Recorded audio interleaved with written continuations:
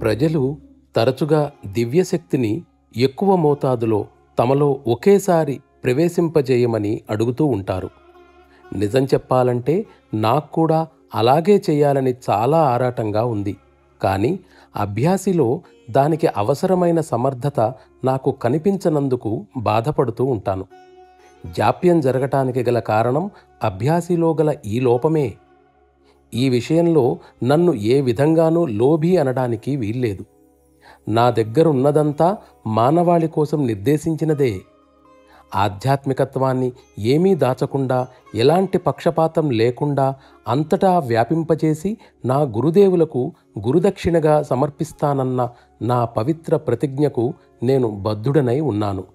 నేను ఇప్పుడు ఆ పని చేస్తున్నాను. నా జీవితం అంతా చేస్తూనే ఉంటాను కూడా. అయినా మీరు నిరాశ చెందకూడదు.